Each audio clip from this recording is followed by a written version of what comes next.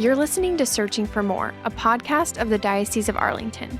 Earlier this year, Harrison Butker achieved the dream of every NFL player, to win a Super Bowl. But you may not know that the Kansas City Chiefs star kicker has a deep spiritual life. On the weekends, he trades his uniform and cleats for altar server vestments and serves the Latin Mass at his local parish in Kansas City. I found a parish right by my apartment, and I became good friends with the priest there. They were doing the traditional Latin Mass Sunday evening. I was like, well, I might as well try to learn how to serve so I can help the priest. And then I really just fell in love with it. Hear about this pro athlete's faith story and why he believes his number one goal is not to win, but to get him and his family to heaven. This episode's host is Billy Atwell, Chief Communications Officer of the Diocese. Harrison, thank you for joining me on the podcast. Yeah, glad to be here. So you've had a busy time here coming out of the Super Bowl.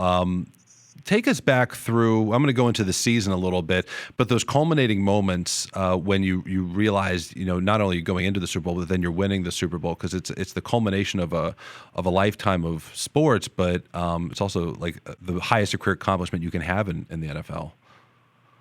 Yeah, no, I mean, that's something that's really crazy to think about, that when you win the Super Bowl, you're world champions. You are the best football team that there is in the entire world.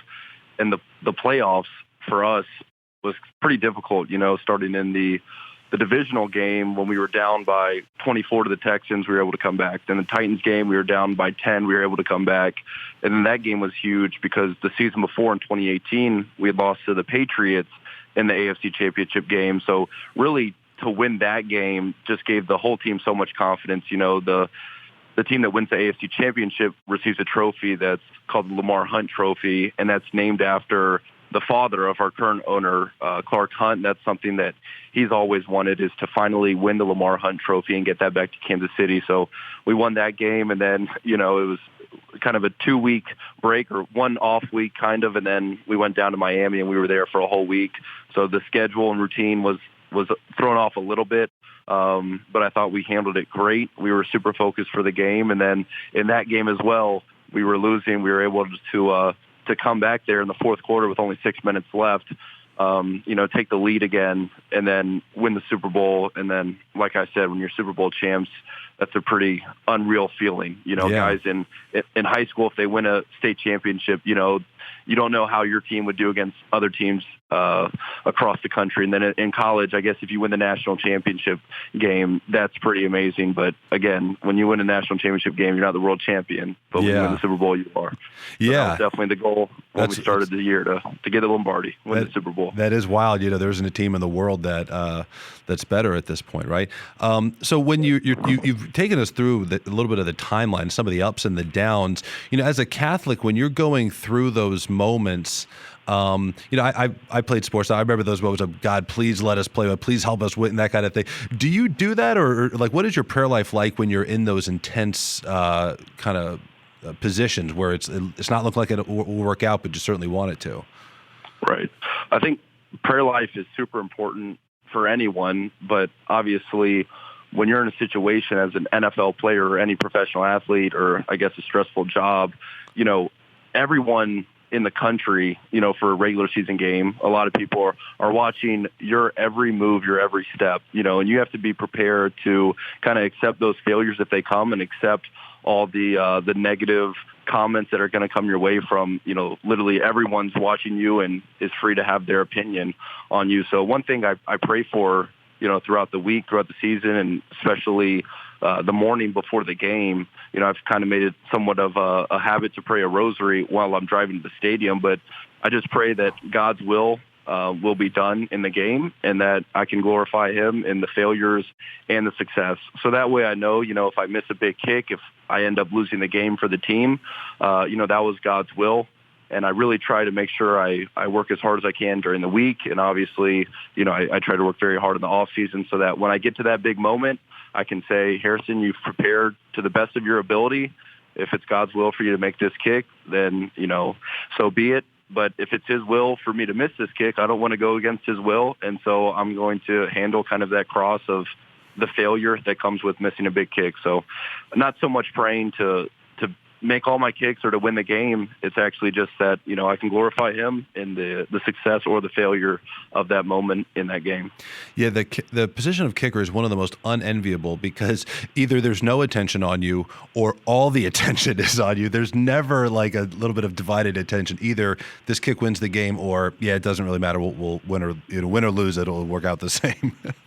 Yeah, I guess we're in like a slightly better position than the referees. If they do a good job, no one talks about you. But as a kicker, if you do a good job, people will talk about you. But it's usually only if you make a big kick. Other than that, you're expected to make all your kicks, all your attempts, and there's been a couple kickers throughout the 54-year history of the NFL that have been perfect, but it's such a rare thing. Right. And one thing, Morton Anderson, who's a kicker in the Hall of Fame, he always talked about there's no pressure kicks. So if it's a game winner or an extra point, hopefully you have the same probability of making that kick, and just try not to change anything when you do have those big kicks. But yeah, it's tough. You only have so many opportunities, and you're kind of expected to make them all.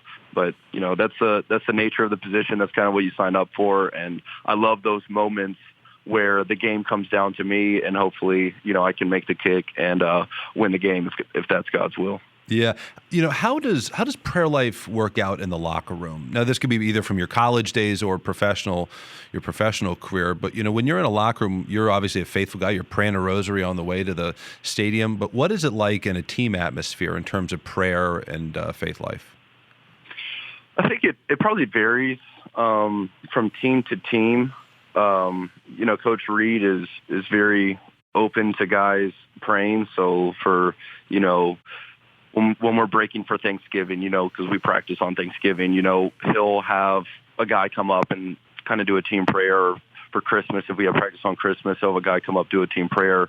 And then also, this isn't so much coach-led, but right before the guys run out the tunnel, a player, will all lock arms and a player will lead a prayer there. So it's definitely prevalent, and guys are also, I think, when they run through the tunnel, as a kicker, I'm already out on the field when the whole team's running out of the tunnel. But when the team runs out, a lot of guys will go take a knee kind of in the end zone and say a prayer. So it is important for a lot of the guys on the team. However, there's only... So I'm Catholic, obviously, and then Dustin Colquitt, the punter, he's Catholic, and then there's a couple guys here and there as well that are Catholic and go to Mass Saturday evenings in the hotel, I guess, before the game. But it is something that's important, and I'd say the majority of the guys on the team are Christians. Is that hard when you're on the road making time for Mass? Because obviously everyone's getting ready for, a huge endeavor the next day. Each game is not just a sporting event. There's all the other stuff around it, the media and all these things, all these distractions. Is it hard the night before to kind of just focus and pray and to go to Mass? It is a little harder, but I think that's why it's so much more important, because there are so many distractions. And, the season is 6 to be 7 months, if my math's correct. So right. Sunday, instead of being with your family for Mass, you're kind of on your own, either at the hotel Saturday evening Mass or something that Phillip Rivers does, which is amazing. Is Sunday morning he'll get up, even when he's at an away location, like when he came to Kansas City to play us, he woke up Sunday morning and went to a parish for Mass there, which I think is amazing, to honor God on Sunday and say going to Mass is more important than this football game. I'm going to do that first in my day. So it is tough during the season, because you want to be there with, for me, my wife and my son, James, I want to be there, at a church for Mass Sunday morning. But, I'm in a hotel Saturday evening, and then Sunday, kind of my whole day is football. But, yeah, the more that you can pray, especially when you get closer to the game with more distractions, I think that's just better and helps you have a better perspective on, God's giving me this great ability. I'm going to glorify him because there's so many people watching, and I'm going to do my best to give the glory to him and try not to let football be the most important thing in my life. Yeah, I think that's a sentiment, though, that a lot of dads can appreciate. Anyone really that works outside the home, women too, but there's all these distractions with the job or whatever it might be. It's easy to kind of get caught up in that. How do you, recenter and make time for your wife and your child and kind of allow football to leave your brain for a little bit within the season? How do you go about being deliberate that way? Well, obviously, I'm not perfect, and it's something that I continually work on. Going into my fourth season, hopefully that'll be my best, in terms of being able to balance football with family life. But I think that's a constant conversation between me and my wife, or at least it should be. And I try to make it a constant conversation to say, how are we doing in our marriage? And as, parents to James, is there a way that I can be better? Are there times where I can spend less time at the facility, or how can I be more efficient with my time? Because I don't want my job to take away from me trying to be the greatest husband and father that I can be. So, sometimes I can get just focused on the football world, and my wife does a great job of kind of bringing me back and saying, these are some areas where, we can adjust what we're doing. That way I can be more present at the home. Because during the season, it is, you get this tunnel vision of, I want to be the best football player I can be, which is a good thing, but not at the sacrifice of being the best husband and father that you can be. Well, that's so true. That's so true. And I think if you're being deliberate about it that way, I think it'll work out one way or the other, whatever the system is that you and your wife work up. In a previous interview with EWTN, you mentioned that you serve at the Latin Mass at your parish. I'm guessing this is, outside of season. What has drawn you to the more traditional form of the Mass?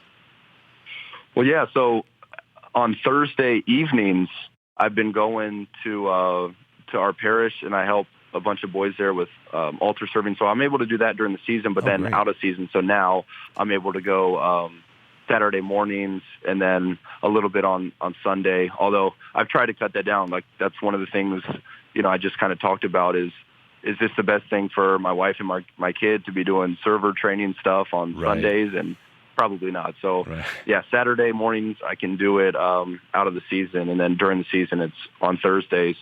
But, when I was in college, I guess, started doing the Latin Mass maybe once a month, the priest there.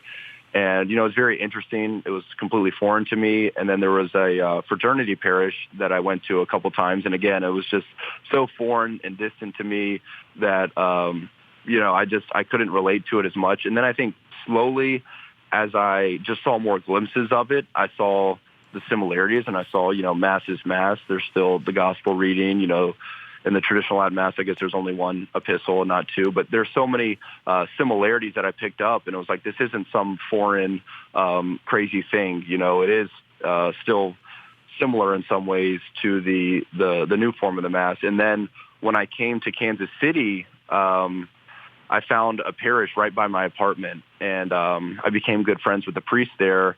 And they were doing it's a diocesan parish. They were doing the traditional Latin Mass Sunday evenings. And I went, and there was like one server who was an older gentleman, and he was actually leaving the parish in the next couple of months. And I was like, well, I might as well try to learn how to serve so I think can help the priest. And then I really just fell in love with it, reading all of these books and watching videos about it. And then because of that, so many boys in the parish were interested in learning how to serve. So we have this good group of, upwards of 10 to 15 boys that are really excited. They come to the Thursday evening and Saturday mornings to learn how to serve the Latin Mass. It's just very interesting to them, and it's something that is my wife and I have really fallen in love with, and we just love it. We think it's extremely beautiful, and I've just seen so much fruit come from trying to learn the Latin Mass, and then all these boys are now serving, and the most important thing is helping them get to heaven and for them to grow in their spiritual life. And I think for them to serve at the altar is an amazing thing, and not to mention the possibility of vocations from being up on the altar. I think that's another great fruit coming from serving. Did you grow up in a Catholic household, or is this something you kind of gravitated to on your own over time? Well, I grew up Catholic. My parents are both Catholic. Kind of fell away from the faith a little bit in high school.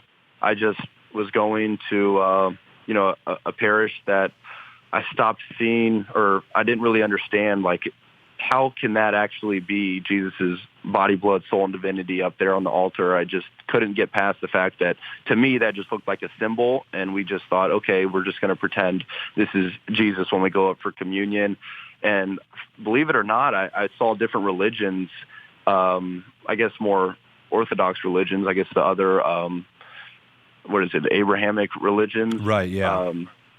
But like if you saw like Jewish people worshiping or even Muslim people worshiping, it just looked so much more real than what I had grown up and seen in my Catholic church. And then also, I guess this falls under catechesis, but I'd go to Catholic Mass and I didn't really, and then I went to a Protestant middle school and high school, and I just didn't understand the differences in the services. I thought it was just whatever you prefer, whatever the preacher prefers, and that's what they do. So I lost my interest in going to Mass. And then in college, that's when I found out there was a Catholic center at Georgia Tech. And then, reluctantly, I went to Mass. I had a teammate that brought me to Mass.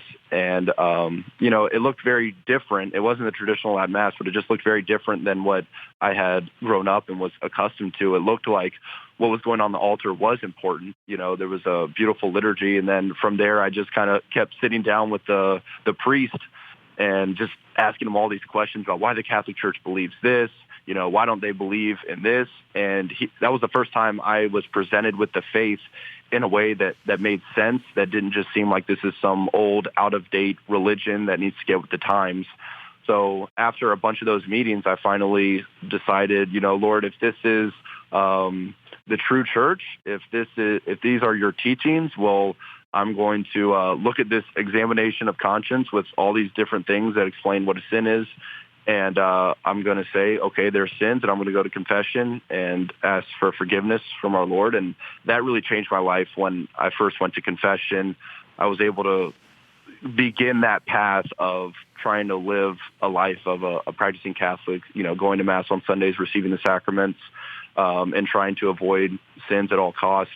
So that kind of really changed me, going to confession there. And then as I grew in my love for the Catholic faith, that's when I slowly discovered the Latin Mass. And it was just this thing I had never seen before, kind of like when I went to the Georgia Tech Catholic Center for the first time. I saw this liturgy that was so beautiful. It was the same Mass, it was the Novus Ordo Mass, but it was done in a way that I'd never seen or has never been presented to me like that. And then the traditional Latin Mass was like this other kind of hole that I could go into and learn so much about. And now I love serving it, and, I love attending it. Well, Harrison, I'm so grateful for your time and you sharing this story with us. I know you've got a lot of interviews to do, but just know how grateful we are that you would take the time for us. And we look forward to seeing the rest of your career play out, and see a lot more success in the future. Again, thank you very much. Yeah. Well, thank you very much for having me, Billy. You're listening to Searching for More. If you enjoyed this podcast, please write a review on iTunes, Google Play, Stitcher, Spotify, or wherever you listen. Also, make sure you follow the Diocese and the Arlington Catholic Herald on Facebook, Twitter, and Instagram. And subscribe to our YouTube channels for regular videos that inspire, educate, and inform about the Catholic faith in our diocesan community.